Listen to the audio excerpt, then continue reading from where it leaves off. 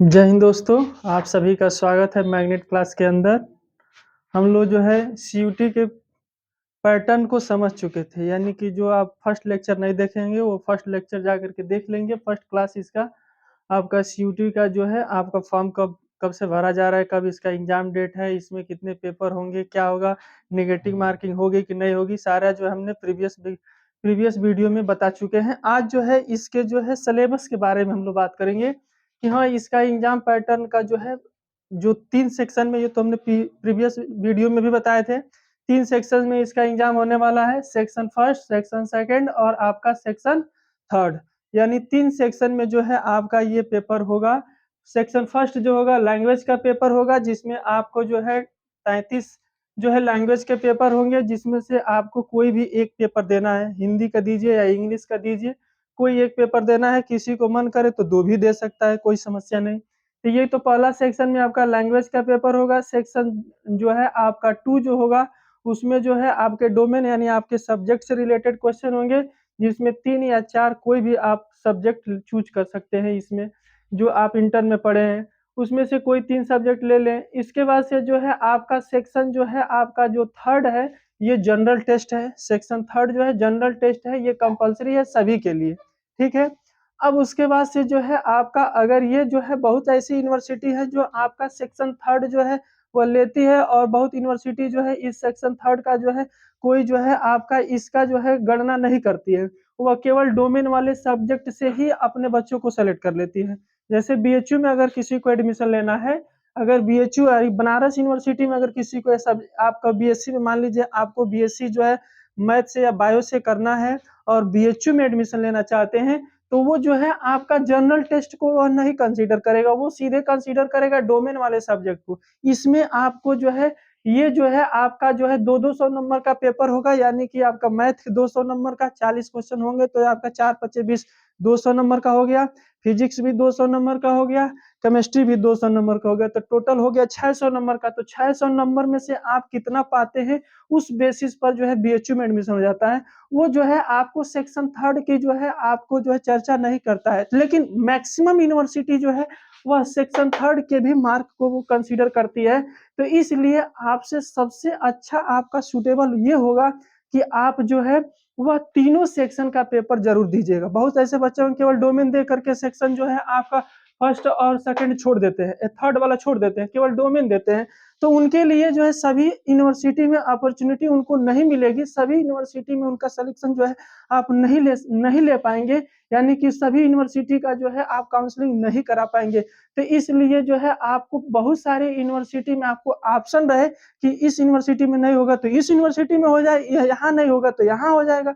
तो इस तरीके से जो है आपका जो है कंसीडर किया जाता है। इसलिए आपसे रिक्वेस्ट यही है कि सेक्शन थर्ड का भी आप लोग पेपर जरूर दीजिएगा, और सेक्शन सेकंड और आपका सेक्शन फर्स्ट, यानी तीनों को जो है आप पेपर देंगे। बहुत ही इजी वे में जो है तैयारी किया जा सकता है, बहुत ही आसान है, ध्यान समझे। तो लैंग्वेज में तो समझ चुके हैं, जो है आपका सेक्शन 2 में जो है आप समझ जाएंगे। अब उसके बाद से जो है हम लोग जो है सेक्शन 2 में तो आपका डोमेन सब्जेक्ट है, मैथ पढ़ोगे तो पूरा आप एनसीईआरटी पढ़ना है। और ये ध्यान रहे एनसीईआरटी वो पढ़ना है जो आपका जो नॉन रिमूविंग वाला है, यानी कि जो पीछे जो रिड्यूस नहीं हुआ था 2021-22 वाला, 24-25 वाला तो रिड्यूस होकर के बना है। 23-24 वाला एनसीईआरटी देखेंगे तो वो बहुत चीजें जो है उसमें जो है डिलीट कर चुका है। तो इसलिए जो है आप पुराना एनसीईआरटी पढ़िएगा इसके सब्जेक्ट को तैयार करने के लिए, मैथ हो या फिजिक्स हो या केमिस्ट्री हो, ठीक है। तो ये जो होगा, अब उसके बाद से जो है आपका जो सेक्शन थर्ड, ये जो जनरल टेस्ट है, ये जो है आप थोड़ा नहीं पढ़े हैं, ये जो है आप इससे अनभिज्ञ है। इसको पूरा डिटेल में हम बताए हैं कि क्या क्या पढ़ना है, तो ध्यान से देखिए। सेक्शन थर्ड में जो है आपको जो है सेक्शन थर्ड यानी जनरल टेस्ट को हमने 3 पार्ट में डिवाइड किया है, पार्ट 1, पार्ट 2 और यहाँ है आपका पार्ट 3। यानी जनरल टेस्ट को जो है आपको 3 पार्ट में पढ़ना है। पार्ट फर्स्ट में होगा करंट अफेयर्स आएगा और आपका स्टैटिक जीके आएगा। करंट अफेयर में आपको क्या पढ़ना है, लास्ट 6 महीने का करंट अफेयर। लास्ट 6 महीने का करंट अफेयर, अगर मान लीजिए आपका पेपर मई में होने जा रहा है, तो नवंबर दिसंबर से इसका जो है करंट अफेयर पढ़ना स्टार्ट कर दीजिएगा। 2023 के नवंबर का, दिसंबर का, जनवरी, फरवरी और मार्च और अप्रैल, इतने महीने के यानी नवंबर से दिसंबर से जो है आप इसका करंट पढ़ना स्टार्ट कर देंगे, तो ये करंट अफेयर आपका तैयार हो जाएगा। लास्ट 6 महीने का पढ़ना है। स्टैटिक जीके में हो गया क्या है, स्टैटिक जीके के बारे में आपको क्या पढ़ना है, स्टैटिक जीके से रिलेटेड ध्यान से देखें, ये जो है इतना पोर्शन आपको स्टैटिक जीके में देखने को मिलेगा। पहला आपको पढ़ना है इंडियन हिस्ट्री पढ़ना है, यानी कि आपका भारतीय इतिहास पढ़ना है, जियोग्राफी यानी भूगोल पढ़ना है, कॉन्स्टिट्यूशन यानी कि आपको संविधान भी पढ़ना है, और साइंस यानी विज्ञान से भी रिलेटेड अध्ययन करना है, स्पोर्ट खेल कूद के भी बारे में आपको नॉलेज रखना है। उसके बाद से आपका कल्चर ऑफ इंडिया यानी कि भारतीय संस्कृति के भी बारे में आपको पढ़ना है कि कहाँ किस जो है आपका राज्य की, यानी कि कौन सा जो है आपका, जैसे पूछ देगा कि गरबा जो है नृत्य जो है कहाँ का फेमस है, तो आपको बताना पड़ेगा कि गरबा जो है आपका गुजरात का है। उसी तरह से जो है आपको जो है इंडियन कल्चर के भी बारे में देखना है। उसके बाद से बेसिक इकोनॉमिक्स भी पढ़नी है। उसके बाद से इंडियन इकोनॉमिक्स भी पढ़ना है, यानी अर्थव्यवस्था के भी बारे में आपको एनालिसिस करना है। इतना जब पोर्शन तैयार करेंगे तो ये स्टैटिक जीके के पोर्शन में आ जाएगा पूरा। तो ये जो है आप ध्यान रखिएगा, इसीलिए इतना आपको स्टैटिक जीके के बारे में बात करना है और बहुत बेसिक में आपको बात करना है। यहाँ आप जो है एनडीए या जो है आप जो ये यूपीएससी का पेपर नहीं देने जा रहे हैं कि बहुत जाकर के डीप में पूछेगा। बेसिक नॉलेज आपका बस होना चाहिए इन सभी के बारे में। तो इनके बारे में आपको बेसिक नॉलेज होना चाहिए, तब जाकर के आपको स्टैटिक जीके तैयार हो जाएगा, यानी पार्ट फर्स्ट आपका तैयार हो गया। अब आते हैं पार्ट टू में। पार्ट टू में न्यूमेरिकल एबिलिटी है, यानी कि आपका क्वांटिटेटिव मैथ से रिलेटेड, यानी कि मैथमेटिक्स में आपको जनरल मैथ पढ़ना है। जनरल मैथ में आपको कौन कौन से टॉपिक हमको एनालिसिस करना है, ध्यान से देखिए। ये सभी के सभी जो है न्यूमेरिकल एबिलिटी, यानी कि आपको मैथमेटिक्स में क्या पढ़ना है, यानी जनरल मैथ। ये आपका इंटर का मैथ नहीं है, हाई ये जो है आपको बेसिक जो है आपको 9 10th क्लास 8th में जो पढ़ाया जाता है वो सारे मैथ है। यानी प्रॉफिट एंड लॉस पढ़ना है, रेशियो एंड प्रोपोर्शनल पढ़ना है। उसके बाद से आपका प्रॉब्लम ऑन एज पढ़ना है, यानी कि आयु से संबंधित जो है प्रॉब्लम पढ़ना है। उसके बाद से टाइम एंड वर्क, कार्य और समय वाला जो है प्रॉब्लम पढ़ना है कि कोई व्यक्ति एक कार्य जो है, दो व्यक्ति किसी कार्य को इतने दिन में कर देते हैं तो तीन व्यक्ति उस कार्य को कितने दिन में करेंगे, ऐसे प्रॉब्लम पढ़ना है। पार्टनरशिप वाला पढ़ना है, दो व्यक्ति है जो है कोई व्यापार स्टार्ट करते हैं इतना पूंजी लगा करके, तो उनके लाभ का अनुपात कितना होगा, ये पार्टनरशिप के प्रॉब्लम पढ़ना है। परसेंटेज यानी प्रतिशत के जो है प्रॉब्लम पढ़ना है, परसेंटेज भी पढ़ना है। उसके बाद से एसआई और सीआई के भी प्रॉब्लम पढ़ना है। सिंपल इंटरेस्ट, कंपाउंड इंटरेस्ट से भी आपके जो है प्रॉब्लम पूछे जाएंगे। मिक्सचर से भी प्रॉब्लम पूछे जाता है। मिक्सचर में कैसा प्रॉब्लम आता है, मिक्सचर में प्रॉब्लम ऐसा आएगा जैसे कोई जो है आपका दुकानदार है, वो जो है 20 रुपया किलो वाला चावल जो है आपका 60 रुपया वाला किलो चावल में मिला करके बेच दिया, तो उसको क्या प्रॉफिट या क्या लॉस हुआ उससे रिलेटेड गणना करना है मिक्सचर में। उसके बाद से रिलेटिव स्पीड से रिलेटेड क्वेश्चन पढ़ना है, रिलेटिव स्पीड। उसके बाद से प्रोबेबिलिटी, वो भी यहाँ प्रोबेबिलिटी जो पूछा जाएगा आपके 9 10th लेवल की जो प्रोबेबिलिटी होगी, न कि इंटर वाली प्रोबेबिलिटी होगी, इंटर वाली प्रोबेबिलिटी नहीं होगी। उसके बाद से आपका जो है एचसीएफ एलसीएम से रिलेटेड प्रॉब्लम होंगे। उसके बाद से जो है आपका बोट एंड स्ट्रीम से भी प्रॉब्लम होंगे, नाव और धारा से रिलेटेड प्रॉब्लम होंगे। रेस से होगा, एवरेज के होगा, औसत के प्रॉब्लम होंगे। नंबर सिस्टम एंड सिंप्लीफिकेशन, ये ध्यान रखिएगा, नंबर सिस्टम और सिंप्लीफिकेशन, यानी बहुत सारे जो है बॉडमस रूल को फॉलो करते हुए आपको सिंप्लीफिकेशन भी करना रहेगा। उसके बाद से जो है आपको अलजेब्रा से रिलेटेड प्रॉब्लम रहेंगे, बेसिक अलजेब्रा के प्रॉब्लम रहेंगे। उसके बाद से आपको ज्योमेट्री का प्रॉब्लम रहेगा। डाटा इंटरप्रिटेशन, ध्यान रखना बहुत बच्चे समझ नहीं पाते हैं, ये डाटा इंटरप्रिटेशन का मतलब क्या हुआ, इसका जो ध्यान से देखिएगा, डाटा इंटरप्रिटेशन का मतलब क्या होता है।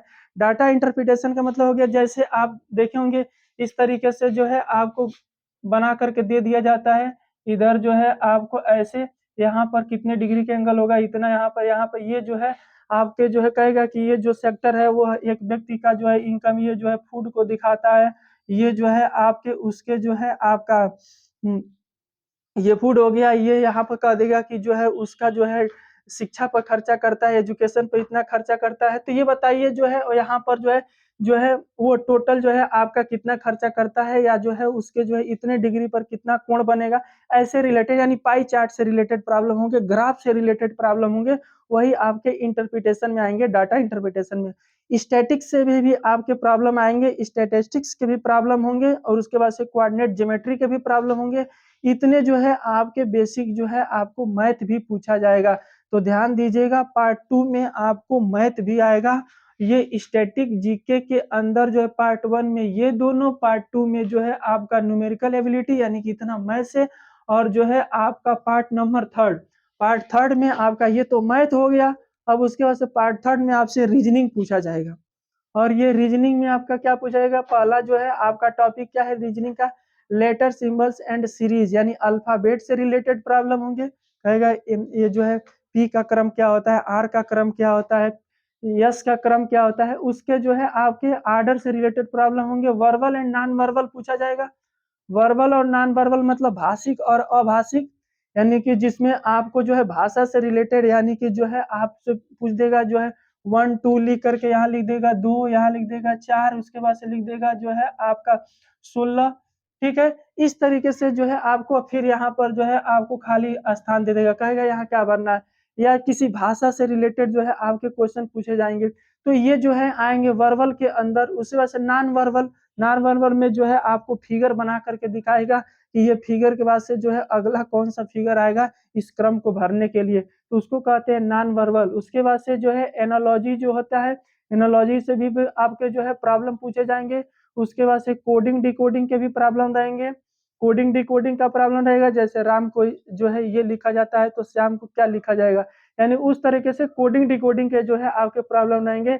ये जो जजमेंट और स्टेटमेंट का प्रॉब्लम रहेंगे, जजमेंट और स्टेटमेंट का क्या कहता है, इसका मतलब हो गया, कहता है नहीं आप सुने होंगे रीजनिंग में, आप कभी कभी जो है देखे होंगे, आप अगर खोले होंगे रीजनिंग की बुक तो आपको कहता है कुछ बिलिया शेर है तो कुछ शेर जो है आपके कबूतर है। तो इस तरीके के स्टेटमेंट पूछता है। आपका जजमेंट और आपका स्टेटमेंट का प्रॉब्लम होगा ब्लड रिलेशन, ब्लड रिलेशन के भी प्रॉब्लम आएंगे, यानी ब्लड रिलेशन में जो है आपसे ये पूछा जाएगा कि जो है आपका ये ब्लड से रिलेटेड जो है उनके जो है दादा के मामा के मामी के लड़के क्या लगेंगे, यानी कि ये जो है ऐसे प्रॉब्लम जो है आपका इसमें ब्लड रिलेशन से पूछा जाएगा। डायरेक्शन से भी आपके प्रॉब्लम पूछे जाएंगे। डायरेक्शन से कोई व्यक्ति जो है नॉर्थ की तरफ जाता है, फिर जो है 90 डिग्री जो है आपका साउथ मुड़ जाता है, तो अब फाइनली उसका जो है मुख किस दिशा में होगा, यानी डायरेक्शन से रिलेटेड होगा, मिरर इमेज होगा और क्लासिफिकेशन होगा। इस तरीके से जो है आपको इतना जब पोर्शन पढ़ेंगे तब जाकर के आपका ये रीजनिंग का कंप्लीट होगा।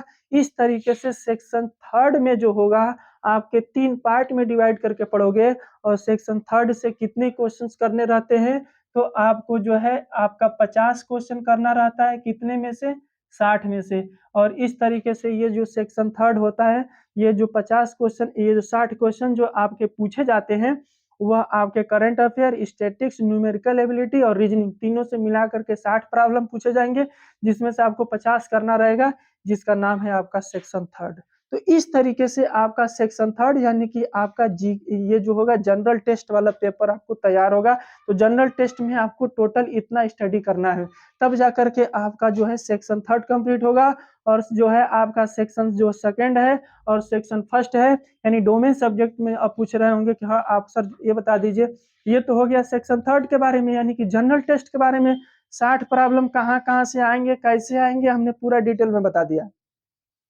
अब प्रश्न उठता है कि डोमेन में जो अगर मान लीजिए कोई बच्चा मैथ लेता है या फिजिक्स लेता है या केमिस्ट्री लेता है या बायो लेता है, तो उसके डोमेन में आपको क्या क्या पढ़ना रहेगा, मैथ में कौन कौन से टॉपिक पढ़ने रहेंगे, तो उसके लिए जो है आपके डोमेन में जो एनसीईआरटी के प्रॉब्लम आएंगे। और एनसीईआरटी जो है आपको वो भी 12th का ही केवल एनसीईआरटी पढ़ना है, न कि 11th का पढ़ना है, केवल 12th का एनसीईआरटी पढ़ना है डोमेन के लिए।